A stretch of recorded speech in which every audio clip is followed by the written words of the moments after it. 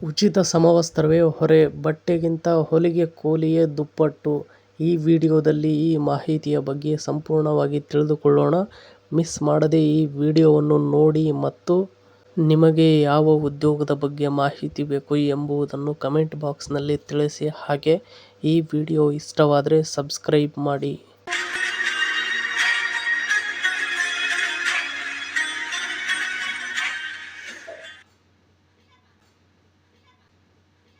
ಕರ್ನಾಟಕದಲ್ಲಿ ಈಗಾಗಲೇ ಶಾಲೆಗಳು ಶುರುವಾಗಿವೆ.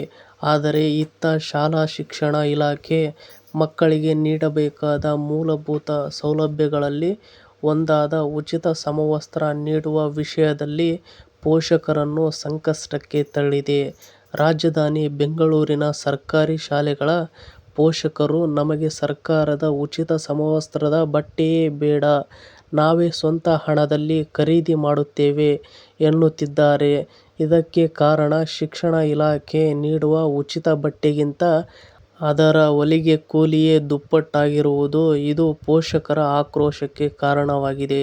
ಇನ್ನು ಬಟ್ಟೆಗಿಂತ ಹೊಲಿಗೆ ಕೂಲಿಯೇ 2 ಪಟ್ಟು ಹೆಚ್ಚು. ನೋಡುವುದಾದರೆ ಸರ್ಕಾರಿ ಶಾಲಾ ಮಕ್ಕಳಿಗೆ 2026-27ನೇ ಸಾಲಿನಲ್ಲಿ ಶಾಲಾ ಶಿಕ್ಷಣ ಇಲಾಖೆಯು ಈಗಾಗಲೇ ಸಮವಸ್ತ್ರದ ಬಟ್ಟೆಯನ್ನು ಮಾತ್ರ ಉಚಿತವಾಗಿ ನೀಡಿದೆ. ಆದರೆ ಬಟ್ಟೆಯ ಕೂಲಿಗೆ ವೆಚ್ಚವನ್ನು ಮಕ್ಕಳ ಪೋಷಕರೇ ಭರಿಸಬೇಕು ಎಂದಿದೆ.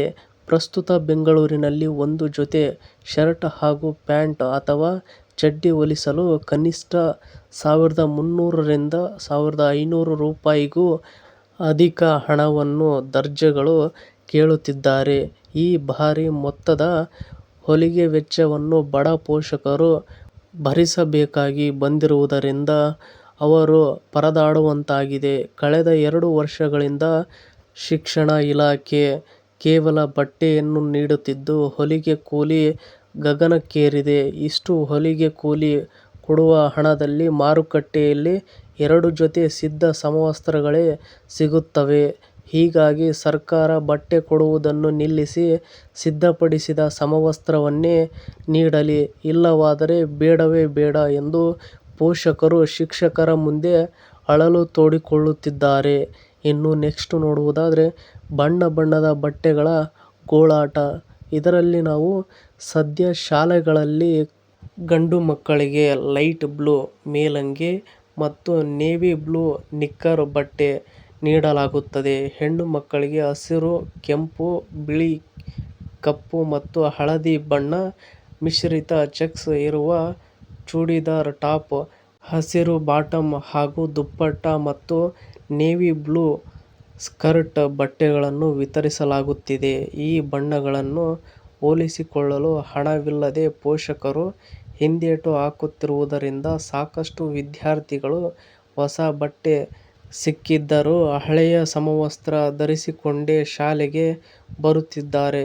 ಇನ್ನು ಮತ್ತೊಂದು ವಿಚಿತ್ರವೆಂದರೆ ಇಲಾಖೆಯು 7ನೇ ತರಗತಿಯ ಗಂಡು ಮಕ್ಕಳಿಗೆ ಚಡ್ಡಿಯ ಸಮವಸ್ತ್ರ ನೀಡುತ್ತಿದೆ. ಆದರೆ ಈ ವಯಸ್ಸಿನ ವಿದ್ಯಾರ್ಥಿಗಳು ಚಡ್ಡಿ ಧರಿಸಲು ನಿರಾಕರಿಸುತ್ತಿದ್ದು ಪ್ಯಾಂಟ್ ಧರಿಸುತ್ತಿದ್ದಾರೆ. ಹೀಗಾಗಿ ಪೋಷಕರು ಸರ್ಕಾರದ ಬಟ್ಟೆಯನ್ನು ಕೈಬಿಟ್ಟು ಸ್ವಂತ ಹಣದಲ್ಲಿ ಪ್ಯಾಂಟ್ ಖರೀದಿಸಿ ಕೊಡುತ್ತಿದ್ದಾರೆ. ಇನ್ನು ನೆಕ್ಸ್ಟ್ ನೋಡುವುದಾದರೆ ಅಧಿಕಾರಿಗಳ ಮತ್ತು ಆಯೋಗದ ಭರವಸೆಯ ನೋಡುವುದಾದರೆ ಈ ಗಂಭೀರ ಸಮಸ್ಯೆಯ ಕುರಿತು ಪ್ರತಿಕ್ರಿಯಿಸಿರುವ ಮಕ್ಕಳ ಹಕ್ಕುಗಳ ರಕ್ಷಣಾ ಆಯೋಗದ ಅಧ್ಯಕ್ಷರಾದ ಸಂತೋಷ್ ಕುಮಾರ್, ಶಾಲಾ ವಿದ್ಯಾರ್ಥಿಗಳ ಮತ್ತು ಪೋಷಕರ ಈ ಸಮಸ್ಯೆಯನ್ನು ಸರ್ಕಾರದ ಗಮನಕ್ಕೆ ತಂದು ಶೀಘ್ರದಲ್ಲೇ ಸರಿಪಡಿಸುವ ಭರವಸೆ ನೀಡಿದ್ದಾರೆ.